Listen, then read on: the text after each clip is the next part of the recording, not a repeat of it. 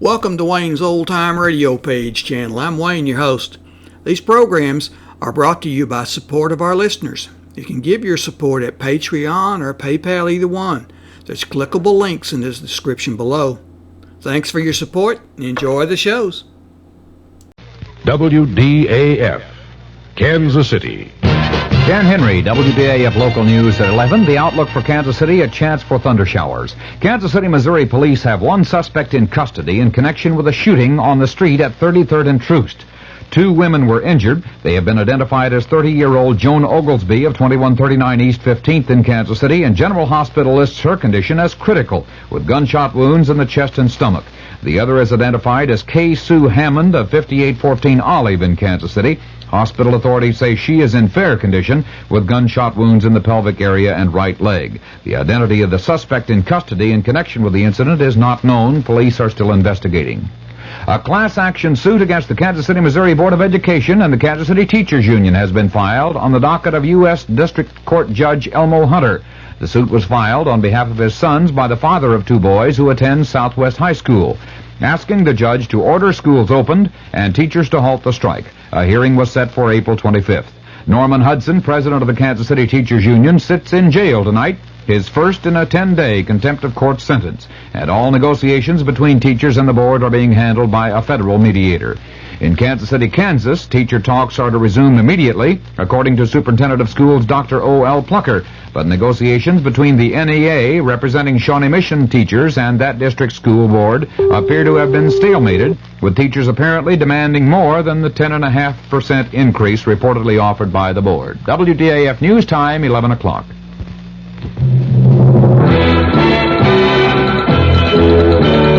News of the hour on the hour from American Information Radio. This is Richard Wall from Los Angeles, and at this hour, some black police officers in San Francisco have joined the protest against the stop-and-search policy in the Operation Zebra hunt for the killer of 12 whites.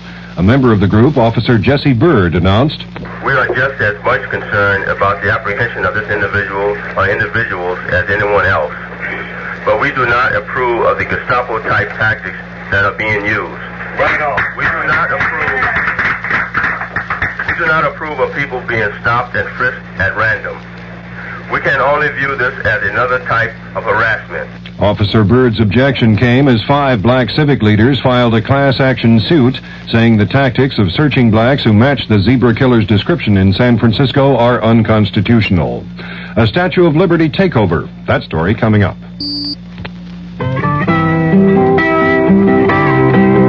In the breath of a child lies the hope of our land. On the lips of a child rests the poem tall and grand. In the heart of a child is the peace that we have planned.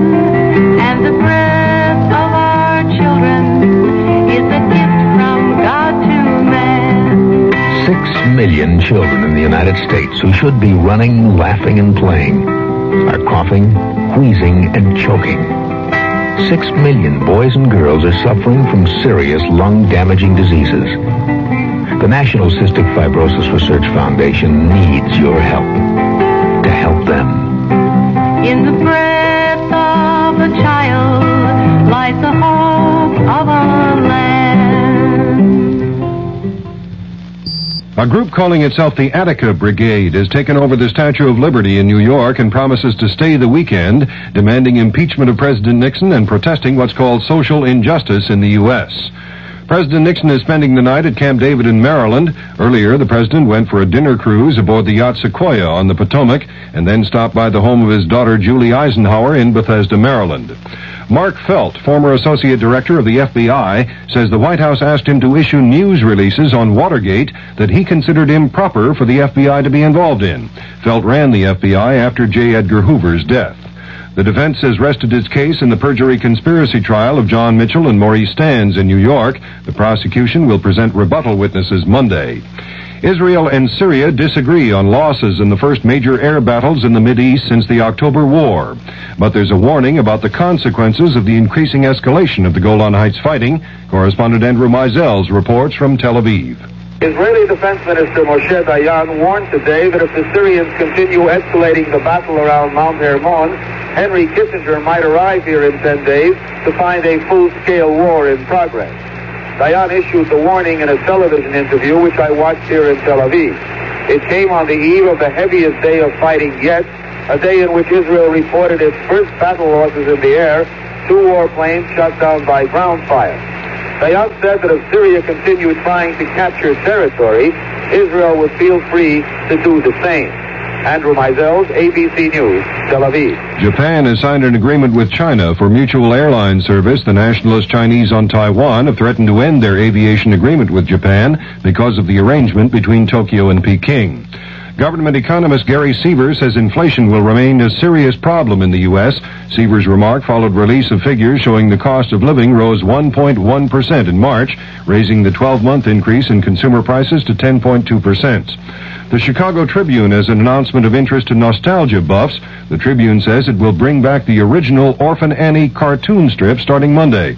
The first episode will show Annie and her dog Sandy in 1936. This is Information Radio News.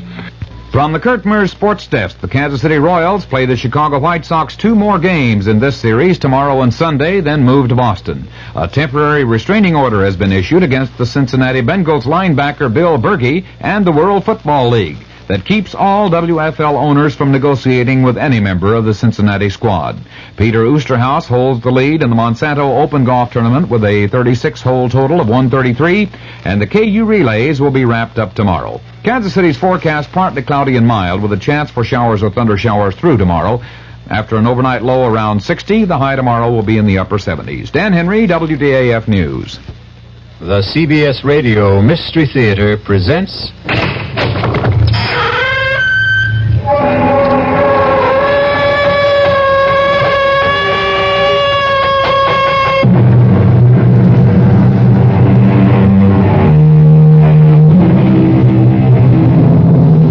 Come in. Welcome. I'm E.G. Marshall. Welcome to the fear you can hear. Welcome to the world of your own terrifying imagination. The art of the double cross, unfortunately, has become part of the fabric of our lives. In espionage, however, it is almost a lifestyle. In the world of spies, for the left hand ever to know what the right is doing is unthinkable. For the next hour, imagine that you are Larry Fielding, a 32-year-old newspaper man caught in a dizzying web of circumstances seemingly beyond his control. Larry, please change your mind and come with me. Not until you tell me who you are and why you sneaked into my hotel room. You're a fool, Larry. You must know that the police are looking for you and they'll be here any minute. Oh, well, you're here now, and I still want to know who you are. If that's so important, my name is Carol Johnson. And when I tell you I know all about the murder of Dave Wilson, maybe you'll believe that I'm here to help you.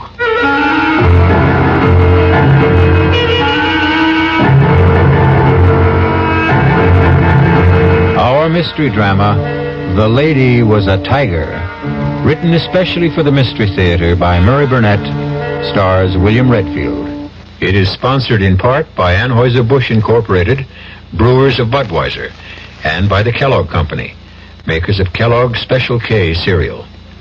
I'll be back shortly with Act 1. Hi, I'm Goldilocks, Ms. Goldilocks, if you please, and I'm a professional taste tester. Here at my Taste Test Laboratory, that's TTL for short, I taste test everything from porridge to diet drinks. Actually, there's not that much taste testing in porridge these days. There used to be. Once upon a time. I mean, that's how this Ms. got into the biz. But lately it's been diet drinks. I mean, with so many diet drinks going sugar-free, I've been really busy conducting taste tests. A rather unbearable assignment, to be sure. But then I discovered sugar-free diet 7-Up. Fresh, natural, delicious. My only problem is that sugar-free diet 7-Up tastes so good that it broke my Goldilocks diet drink taste-o-meter. Well, sugar-free diet 7-Up certainly has my seal of approval. This one's just right. Don't let anyone con you into thinking it's wrong to turn in a heroin pusher. You're not ratting. You're doing your part to wipe out one of the most insidious epidemics racking our country today. So don't let anyone kid you. If you really care about the quality of life, if you really care about improving society, you'll do everything you can to get the heroin pusher off the street and into jail where he belongs. If you have information about a drug pusher, use the heroin hotline. The number is 800-368-5363. That's toll-free from anywhere in the country. The number again is 800-368-5363. A trained operator will answer your call, take your information, and pass it on to experienced federal agents who will investigate. You'll make your own special contribution toward helping us wipe out what President Nixon has called public enemy number one. Call 800-368-5363.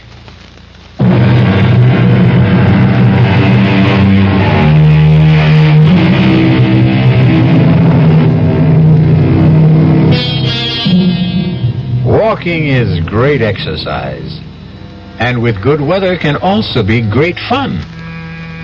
But not when you've just been fired by the editor of the newspaper for which you've worked happily for 5 years. Larry Fielding has been walking aimlessly for 2 hours, trying to figure out why Horace Finley, the editor and his boss, had refused to give him any reason for his dismissal. Tormented by his frustrating thoughts and tired, Larry sits down on a park bench to think. He is so deep in thought, he is unaware of 3 men who suddenly surround him. Larry has only to look at them to know that he is in trouble. He tries to get up, but is pushed back down, and the men start to beat him up. No, take my money and leave me alone, will you?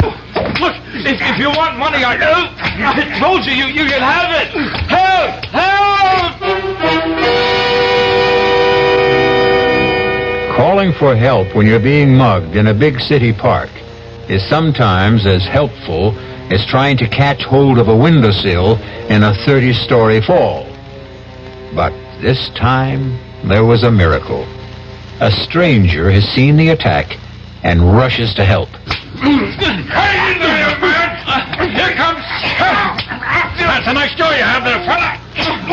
You need a lesson of chicken. That took care of them. They're gone. Oh, thanks. Let me help you up. Thanks, mister. Thanks a lot. I tell you, I was in real trouble. My pleasure. Did they get your wallet? No. I got a lot of bruises, but they didn't get a thing. Say, you're a pretty good scrapper for a guy my age. Well, yeah.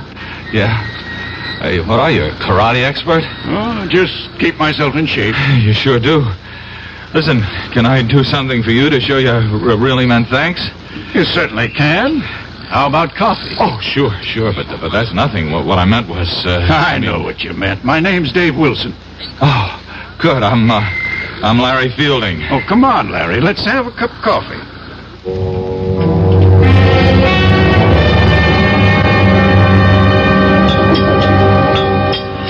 You know, I still can't get over the way you tore into those guys. I was a commando in World War II.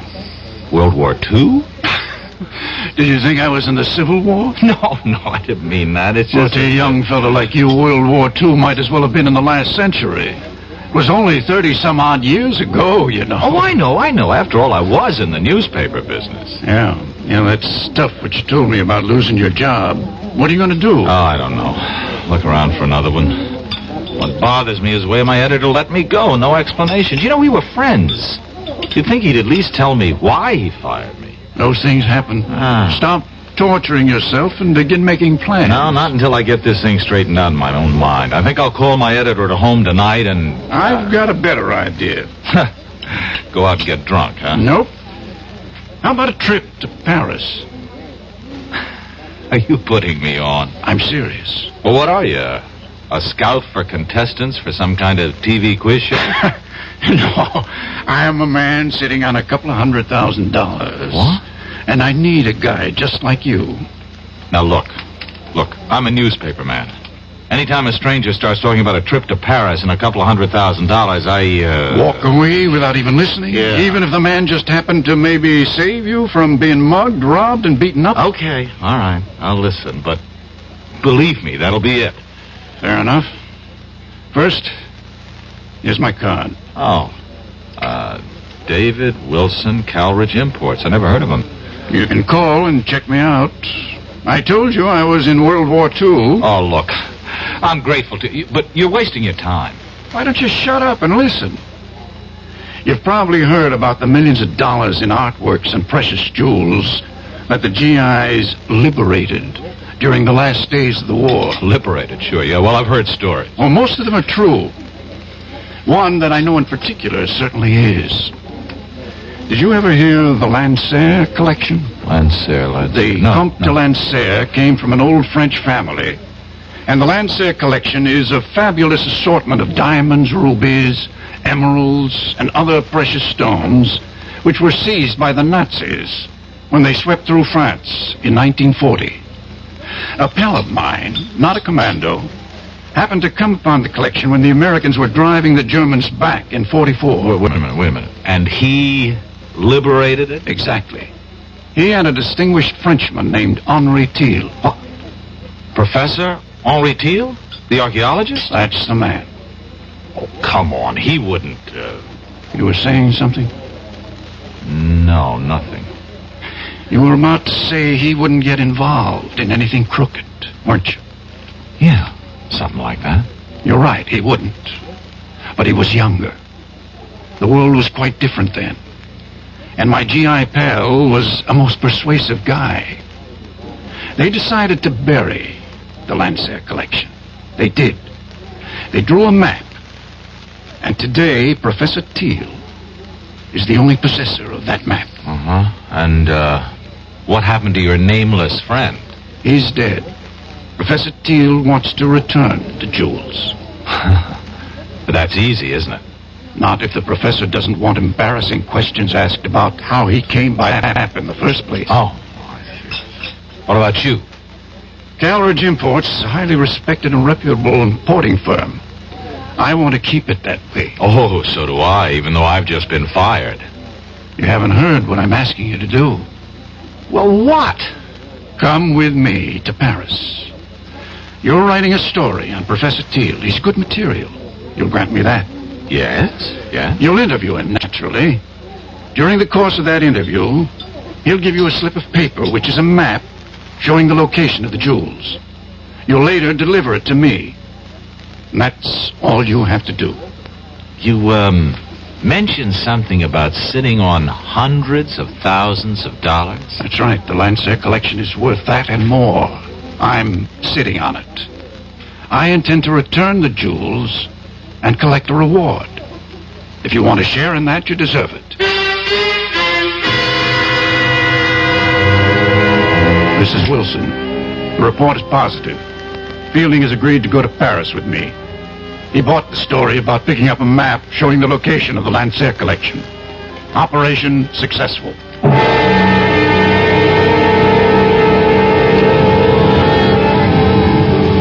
You'd better be on your way, Larry. You're due at Professor Thiel's in 10 minutes. I suppose it's too late to back out, huh? You can always back out, Larry, but I don't think you will.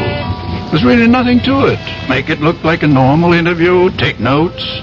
The professor will give you the map. Slip it in with your notes. Bring it back to me here. I'll be waiting. Okay. Larry. Yes. Relax. Oh, sure thing. I'll see you.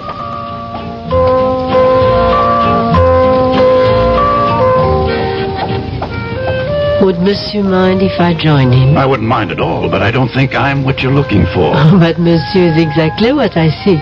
Exactly. And just what is it you're seeking? To warn you that you are in grave danger. Why don't you come off it with that phony accent? If you've got something to say to me, say it. Would Monsieur buy me a Pernod? Sure. Garçon, Pernod, please. Monsieur, it is very difficult for me. I do play a role, as you have guessed. And I am not here by chance. You must leave, and quickly. Your Pernod, monsieur. Not for me, it's for the lady. And for you, I have a knife. Go, mademoiselle, go. But he's going to die. Do as I say. There'll be no problem. Simply put his head down gently on the table. So. And people will see another drunken tourist.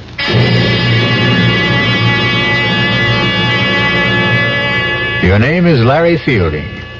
You're 28 years old, and you're feeling marvelous. You have just completed a fascinating interview with Professor Henry Teal, and you have the paper that you're going to hand over to your friend who's waiting at Les Deux Magots. You see him at the table where you left him.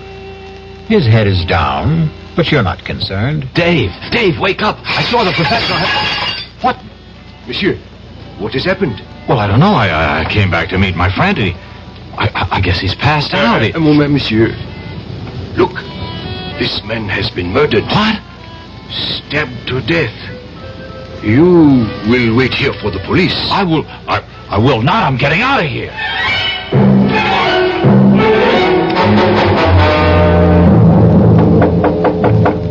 Who's there?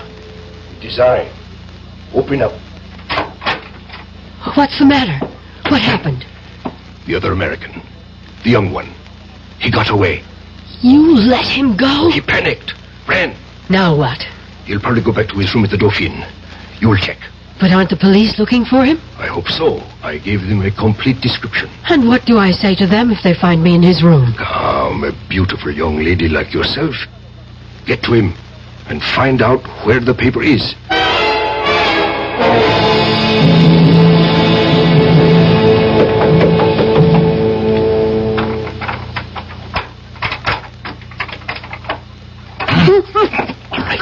All right. Who are you? If I take my hand away, you promise not to scream? Right? Okay. Now, why have you picked the lock into my room? Never mind. You have to get out of here. Not until you tell me who you are. If that matters, my name is Carol Johnson.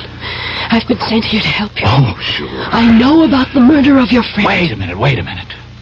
Sent by whom? I'll answer your questions while we're on the way. On the way to where? Safety. I don't need to run. I didn't kill anybody. I'm not about to take off with a strange girl, particularly not one who's equipped with skeleton keys. Oh, suit yourself. Goodbye.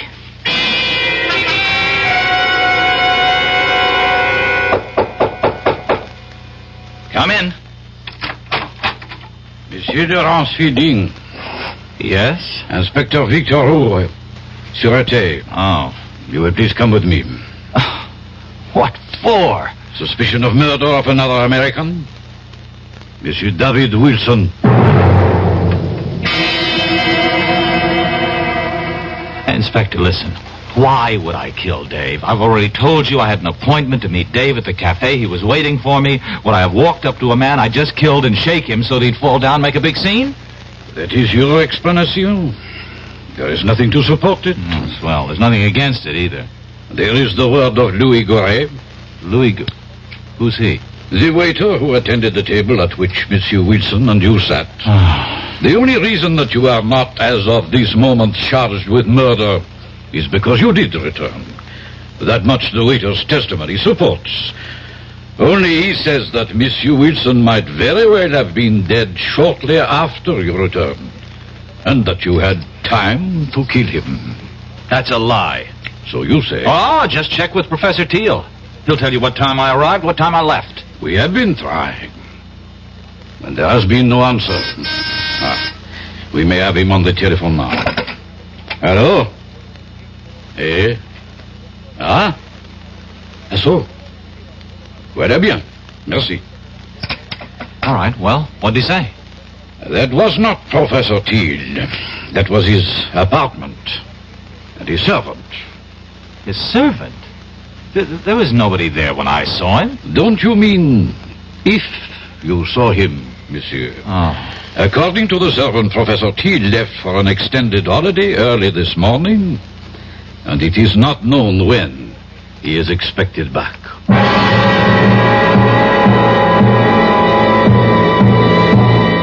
Your name is Larry Fielding. You're 32 years old, and you find yourself in prison in Paris, accused of murder. You know you've been had, and you're dealing with forces that seem beyond your control. You have a million questions, and the only man who could answer them is the man you're accused of killing. We'll be back shortly with Act 2. When you drink beer, do you tilt the glass for long, hearty swallows? Or just tip it and sip it?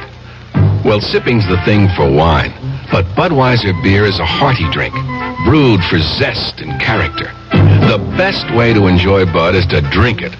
Not chug-a-lug, just man-sized beer drinker swallows. That's when that famous Budweiser taste, smoothness, and drinkability really come through. Smoothness and drinkability that come only from natural carbonation and exclusive beechwood aging. Smoothness and drinkability, too good for any half-hearted sipping. So drink up.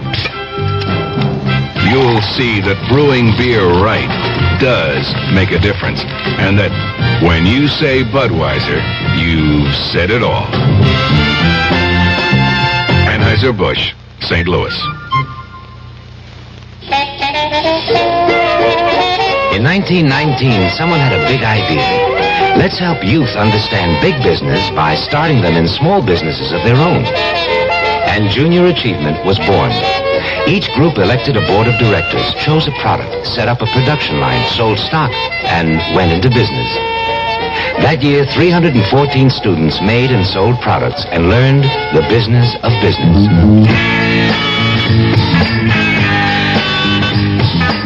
Today, Junior Achievement has grown to nearly 200,000 members. Junior Achievers are designing and marketing their own products and services, from cutting boards to printing. They're organizing sales efforts, writing marketing plans, calculating profit and loss. Running these small businesses helps Junior Achievers understand how big business works. Support Junior Achievement, where youth learns the business of business. Call your local Junior Achievement office.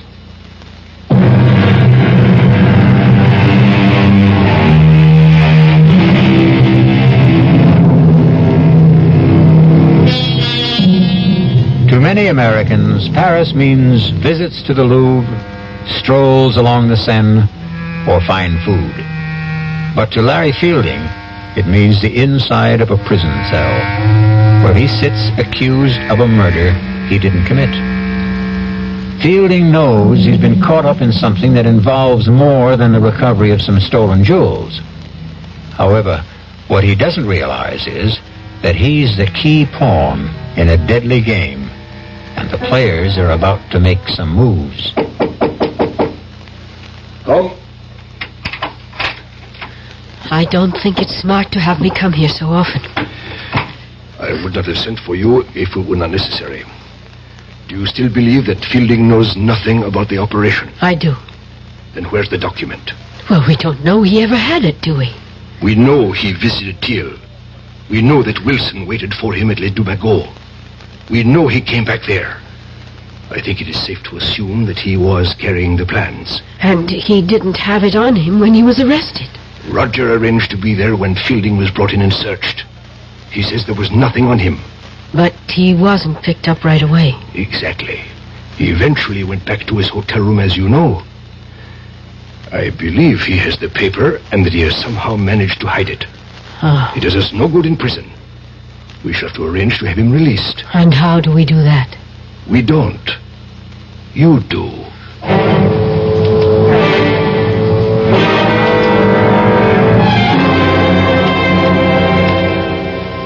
Sit down, mademoiselle. Your passport says Carol Johnson. That's right, Inspector. And I am told you are in my office because of the unfortunate incident in the Café Les Dumagots. Yes, Inspector. I just had to come here to tell you you have the wrong man. Ah? And how do you know that? I'm studying at the Sorbonne. I visit Les Dumagots all the time. I was sitting right there when that man was murdered. Formidable. You saw a man murdered and you did nothing. Oh, at the time I didn't know it was a murder. I just thought the man had too much to drink or was ill. But the reason I know that you've arrested the wrong man is that the murdered man was dead before this young American Fields Fielding. Yes, well, the man was dead before Fielding ever got to the table. Fielding came and shook him, and that was when it was discovered that he was dead. I'm prepared to swear to that, Inspector. Of course you are prepared to swear to this story that you have just told me. Why not? It's the truth. Of course, mademoiselle. Why would a beautiful young lady like yourself lie to an inspector of the sûreté? I'm not sure that I like the way you say that, Inspector. But everything will be all right if you release young Fielding. You have told me you will swear to this statement of yours in court. Therefore, I have very little choice. Ah, good. But, mademoiselle, I have been the police officer for 20 years. Long enough to know that witnesses who appear late with an alibi for an accused murderer often have reason. Oh, that's ridiculous. And I also wish to warn you, mademoiselle, that the Sûreté considers this a very much open case. That is the business of the Sûreté. Au revoir, Inspector.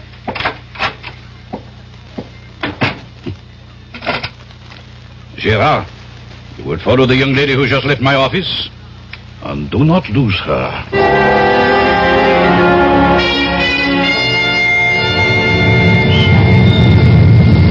Hello there. Oh, it's you. Want to give me a lift? Well, I suppose I owe you something for getting me out of jail. Taxi! Taxi! Here, we got one. Hop in. Oh, thanks. Driver, Hotel Dauphine. Well, you look pretty good for a jailbird. You look pretty good yourself for... Come to think of it, what are you? An American girl in Paris trying to make a living. What are you? An American in Paris in need of a bath, a drink, and some food. You know, you're not bad looking. Oh, thanks. While we seem to be exchanging compliments, can I say you're about the best-looking girl I've seen since I've been here? Thank you. Now that we like each other so much, don't you think it's time we started telling each other the truth? Yes, I'll buy that.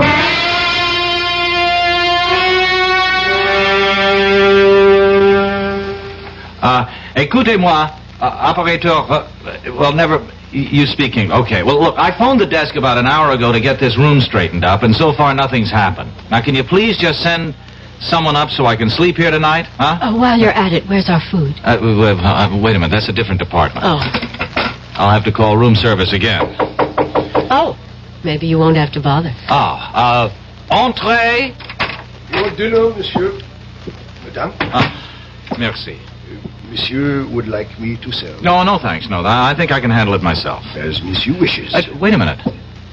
Don't I know you? I think not, monsieur. Now, I've seen you before. I'm sure I've seen you. Paris is a large city, monsieur. One passes people on the streets and... The streets, that's it. You're the same guy who was at the Café Les Deux Magots. Monsieur is mistaken. What? Hey, wait a minute. Come back here. I want to talk to you. Oh, now don't go chasing him down the hall. Why not? Listen, Carol, I'm positive he's the same waiter. He'll just deny it and you can't prove it. But... Even if you could. What do you think it means? Well, it means... Well, I don't know. But if I get him to talk, maybe I'd find out something. I thought you were going to clue me in. Oh, yeah. Listen, have you ever heard of the Lancer collection? Of course. It's in the Louvre. Oh. The family of Comte de Lancer gave it to the museum after it was recovered when the Nazis fled Paris. What? Well, why does that shake you up so much? Because it can't be true. Come with me to the Louvre and I'll show it to you. Well, that changes everything. Come on. Where are we going? To the American consul.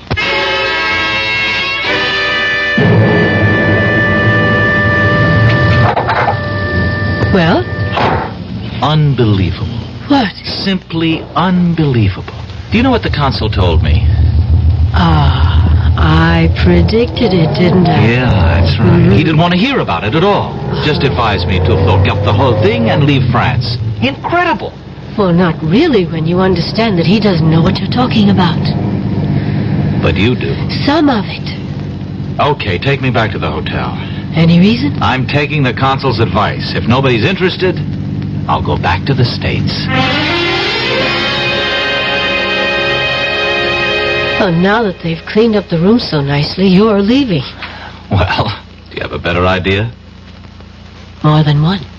I think I'll take them one at a time. Number one. Give me the paper Professor Teal gave you. Well, it looks like we're finally going to level. Where is it? Well, first you tell me something. What is it? I don't know. End of conversation. Larry, listen to me. I work for Colonel Blake, military intelligence. I was assigned to this operation. What operation? All I was told was that Dave Wilson, who also works for us, was coming over here with you, and that you were to get something from Professor Teal and give it to Dave. Teal worked with you, too? He did. But now his cover is blown, and I don't know where he is. Who killed Wilson? I don't know. It could have been any one of 3 or 4 foreign powers. And the only reason I'm alive is because somebody wants the paper. That's right. And if I give it to you, then there's really no reason not to kill me. Oh, give it to me. I'll get it to Colonel Blake, and we'll get you safely out of the country. No, hold on. I got a better idea. I'll go with you to Colonel Blake, and we'll give it to him together. No, that would be too dangerous. To whom? Will you please trust me? Give me a reason. Please, where is the paper? I burned it. You expect me to believe that? Why not? You expect me to believe everything you tell me? You admit you had the paper. And somehow, between the time you ran from Les Deux Magots, you managed to hide it in a place where experts have been unable to find it. I told you I burned it. And you know that's a fairy tale that no one will believe. I don't care whether you believe it or not. Now, are you coming with me? Where? To talk to your Colonel Blake. He won't see you. Oh, I think he will. Goodbye, Carol. It was nice knowing you. I think. You will kindly step back into your room, Monsieur Feeling. Now, wait a minute. Let me introduce myself. I am Major Simonovich. Oh, of the GPU or the NKVD? Does not really matter. What matters is that you and I have something to discuss. I warned you. Yeah, sure you did. Just like a rattlesnake does. I do so dislike dealing with amateurs. This is strictly a business. You mean you want to make a deal with me? Correction. I mean you would find it wise if you wanted to make a deal with us. For the paper? Exactly. Where is it? No, not so fast. Not so fast. You spoke about a deal? You give us the paper, we give you your life. You must really believe I'm an idiot. You people murdered Wilson. That paper is the only thing that's keeping me alive. You have my word. No deal. Do you really believe you have a choice? Carol, call Rodjansky. Make the usual arrangements. We will wait here. Donnez-moi 80-36, s'il vous plaît. C'est ça. Merci. Carol. Yes. Tell me something, will I like Rodzansky?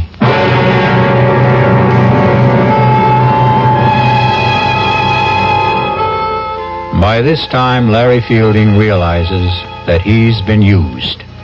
That he was never supposed to bring Dave Wilson a paper telling the location of the Lancer jewel collection. But his discoveries have only added to his dilemma. He was quick-witted enough to realize that his only hope was to hide the paper, because that slip of paper is his last resort. We'll be back shortly with Act 3. Great taste in the morning. Kellogg's has that wholesome taste to get you up and grinning. This is Jerry Crawford for Kellogg's Special K. We've been having some fun in our television and radio commercials by using a ball and chain to symbolize the slight overweight problem common to so many of us. We point out that being a few pounds overweight is just a little more difficult for you. Climbing stairs, just walking around, even sitting down can feel, well, like you're wearing a ball and chain. In case you missed the message, it's this. If you really want to get rid of that extra weight, you really have to work at it by exercising and with sensible meals like the Special K breakfast. A 1-ounce bowl of Special K, America's favorite high-protein cereal, 4 ounces of skim milk, tomato juice, and coffee. Less than 240 calories. Nutritious and, by the way, delicious. So why not begin each day with a Special K breakfast and then keep up the good work?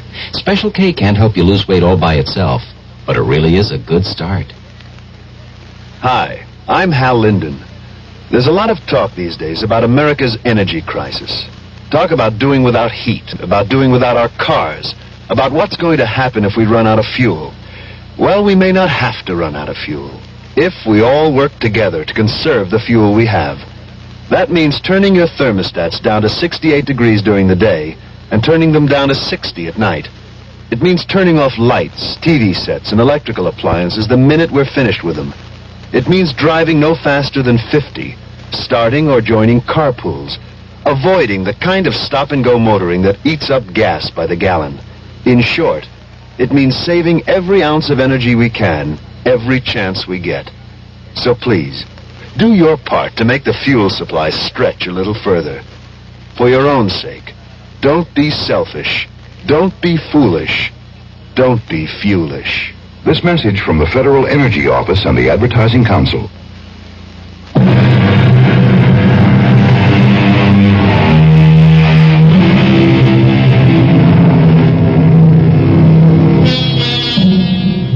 Newspaperman Larry Fielding sits waiting in his Paris hotel room, closely guarded by 3 members of the Russian secret police and the beautiful American girl, Carol Johnson.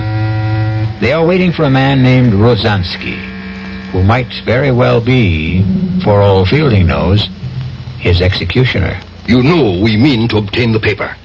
Rojansky is a doctor and a chemist. He'll be here shortly. You will be put to sleep painlessly. You'll be taken from here in an ambulance to a safe place, and there you will be injected with sodium pentothal, Fielding. You will tell us. Look, I don't suppose you'll tell me what's so important about this piece of paper? You have heard of the SAM-6 missiles, the surface-to-air weapons with deadly accuracy that we have developed and which were used so successfully in minor wars in Asia and the Middle East? Yes, I've heard of them. Good. We learned that someone whose identity we still seek has invented a jamming device which would render the SAM-6 almost worthless. We don't believe that any such system can be invented, but we do not take chances. We have reason to believe that the piece of paper that you carried away from Professor Teals has the information for building such a device. That will be Rojansky. Carol, admit him. Of course. Come in, Doctor. This is the patient. Now look, I really don't think this is necessary. It will be easier if you don't fuss, young man. I don't intend to make... Hold him. Now, his arm. Hold it still. Good. You brought a stretcher? Of course. There. You'll be under in a moment, so we can leave.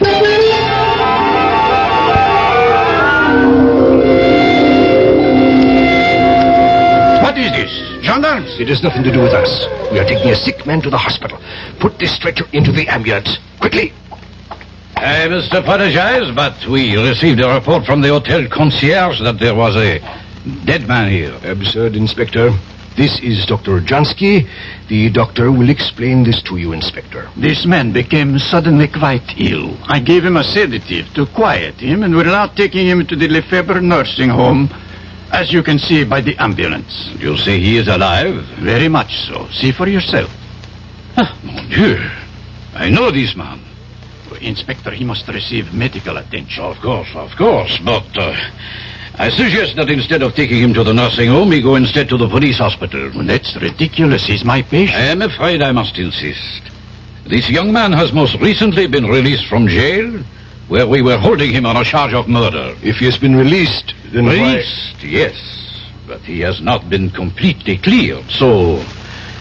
Laurent, be gone. Take this man to the police hospital.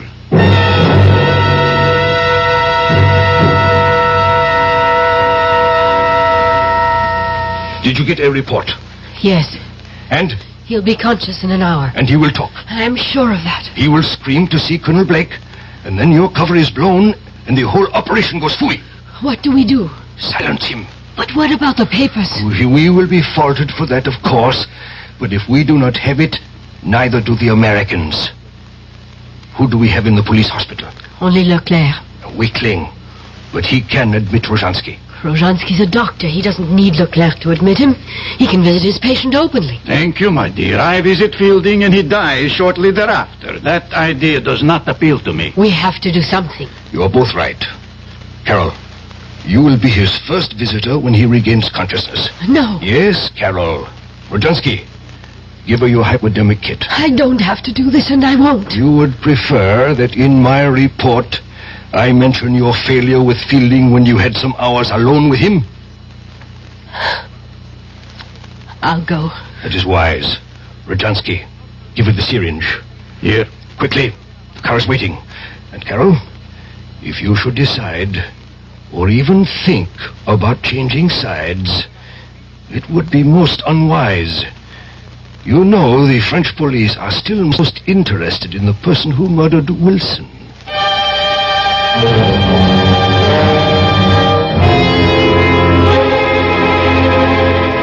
You awake now, Larry? Oh, no. Wake up and listen to me, Larry. What? You've got to listen. Try to understand me. Wait a minute. What kind of a place is this? You're safe. It's a police hospital. All right, but how did you get in here? Where's Rozhansky? Look, I can understand how you feel and why you don't trust me, but the truth really is that I am a double agent. Oh.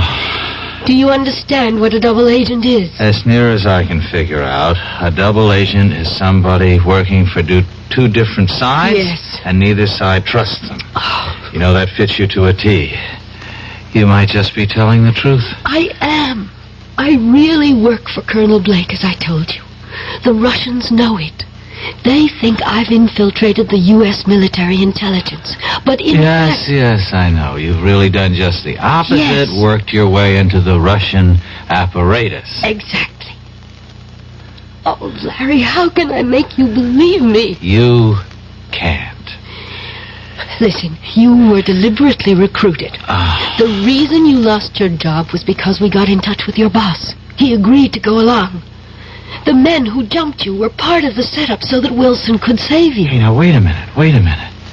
But that doesn't prove a thing. You could have learned all that working for Blake and still be with the other side and... Oh... And wait, now, speaking of Wilson, how about getting him killed? I tried to warn him, but there wasn't enough time. It was either go along with that or blow my cover and endanger the whole operation. And when I wanted to give the plans to Blake, you objected. Same problem if I went with you to Blake or you went to him after we had talked. My cover was blown. All right. Now, and suppose I had given you the plans. How would that have changed the situation? We would have had a phony copy that I would have delivered to Igor and everything would have been fine. And there's still time for me to do that. If you will just believe me and tell me where the plans are. I'd like to believe you. I really would. Please. Where are they, Larry? Get me to Blake. It's too dangerous. Look, you see this. Yeah, it's a hypodermic. It's death. Igor sent me here with this to kill you. Now, do you believe me? Wait a minute. If you don't kill me, and I guess you don't intend to, what will Igor and his friends think? Isn't your cover blown then anyway? Could be, but if I come back with the plans and say that I got them out of you without having to kill you, there's a chance they'll believe me. Well? I'm thinking. Who are you? One of the hospital guards, monsieur. Oh. Mademoiselle, you have been here some time. How is the patient? Guard. Yes, monsieur? Call Colonel Blake at U.S. Military Intelligence. Tell him I've got to see him right away on a matter of the utmost urgency. Colonel Blake? Colonel Blake. I will inform my superior. Now, you don't have to inform anyone. Just call him. Yes, monsieur. The Major will be disappointed you have not followed instructions. You are a fool. I would have had the information if you hadn't come in when you did. I know what you were ordered to do. What? What's this? A moment of truth, I'm afraid, Larry. Oh, I know how highly the Major regards you, mademoiselle. But I also know what he thinks of me. Tonight will change that. Give me that syringe. Here, right in your arm. Oh, you traitor. I knew. Carol, you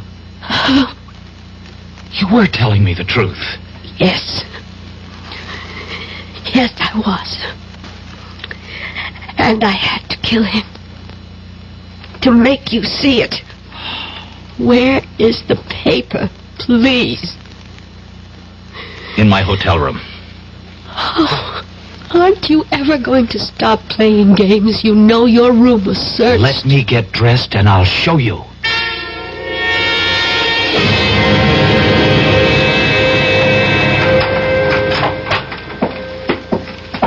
If it's not here, there's going to be the devil to pay. Don't worry, it's here. Now I'm the one who has to be shown.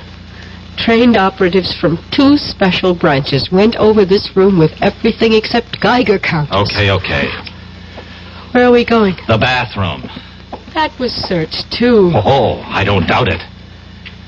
Oh, we went through that cabinet. Did you now? What do you see? Towels, paper tissues, some of your toilet articles. We took your razor apart. Uh-huh. And what else? A roll of toilet tissue, unopened. And as the French say, mademoiselle, voila! Oh. And now we unroll this toilet tissue and keep unrolling it, and... Oh, my God. Where did you learn to open a package and reseal it like that? When I was a kid, I was the best clerk in Roscoe's shipping department. Oh, thanks. It was nice knowing you. I really mean that, Larry. Hey, wait a minute. Surely I've earned the right to buy you dinner. I'd like to. Well, you'd better, or I'll start doing some talking. Blackmail? You said it. All right. I'll meet you at Les Deux Magots at 10:30. No way. Let's try the right bank, La Rotonde. That's a date. I'll see you. You better be there. Shirts, ties. Yes, I think that's everything. Come. Oh, it's you, Rojansky. Are you coming with me? I am staying. And we shall say goodbye. I do not have much time. The plane for Moscow leaves at... I do not think you'll be taking the plane. Are you insane? You know I've been recalled. Not precisely. What do you mean, not precisely? Moscow feels you have bungled badly. So, it's not the first time that an operation has been... First, you were duped by the American girl. You know she was a double agent? I know now. Did you know before she killed Leclerc? I was not in charge at that time. At that time? Now there are 2 murders that cannot be hushed up. The French police must have a murderer to satisfy the public. Then give them Carol. I only wish that we could. They want you. You have been chosen to be the murderer. I am replacing you as the head of this section. Ridiculous. I won't remain quiet. I have a lot I could and will say to the authorities if Moscow abandons me. Now you listen to me, Rojansky. I have no time to listen. Rojansky, wait. That hypodermic. Don't... Igor, you should be pleased to know that your dying will serve a good cause.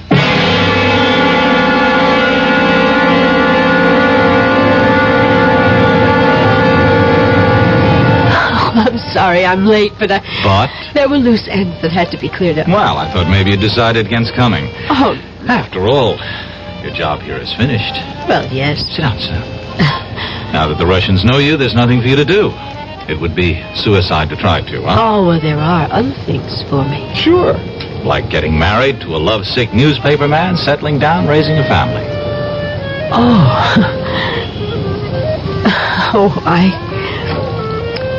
I take it I'm your first Montahari. Mm-hmm. First and only. Well, Larry, we're very different from other women. In our business, you pay dues. And they're heavy payments. I don't get it. I'm talking about sitting at another cafe on the left bank. Sitting and knowing that an agent named Wilson was going to be killed. Clumsily trying to warn him, and finally deciding that his death was the way it had to be. Larry, that's a big payment. But you can forget about it now. It wasn't your fault. No, forget about that and forget about Leclerc. Well, you had to... You see, it's even hard for you to say. I had to kill him. No, Larry, I have to keep on to justify those things. But, Carol, listen... Bye, Larry. Thanks for the champagne. But our dinner, I've ordered dinner. At least have dinner with me. Oh, we both know what I have to do. If I ever change my mind, I promise I'll come running.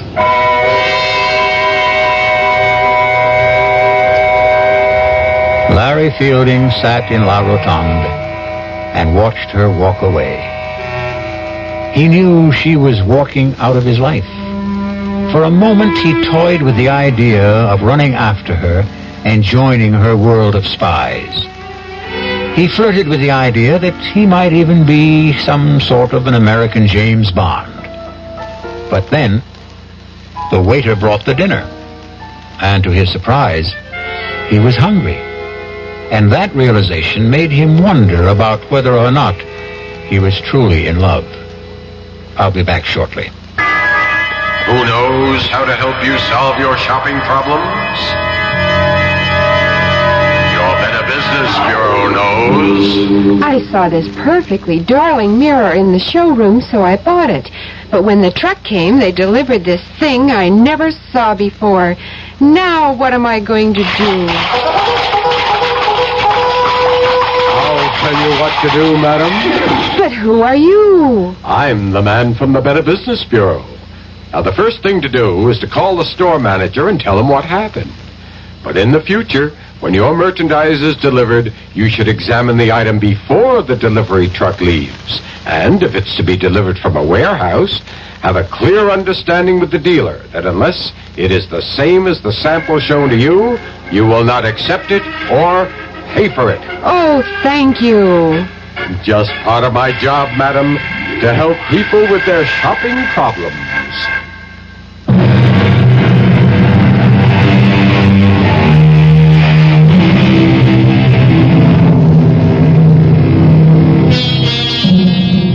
Back in New York, Larry Fielding returned to his old job. An old friend and boss, Horace Finley, who was curious about what had happened in Paris. Finley kept pressing Larry to tell him about his Parisian adventure. Finally, Larry said, I'll tell you, Horace. In Paris, the food was good. Our cast included William Redfield, Joan Loring, Roger De Koven, Ian Martin, and Chris Gampel.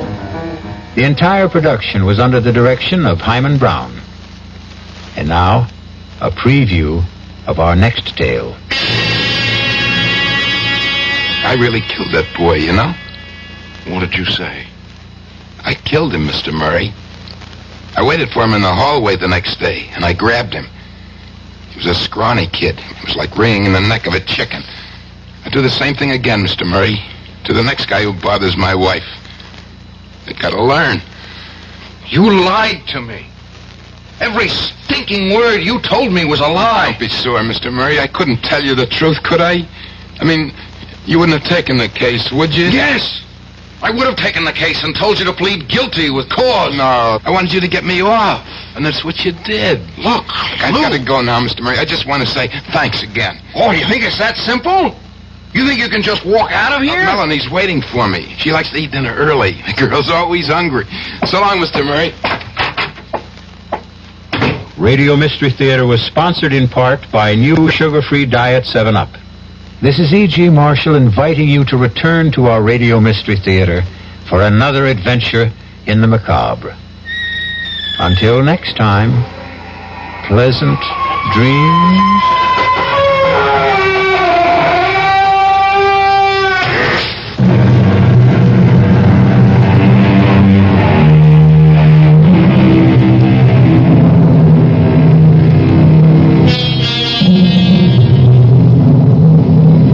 WDAF.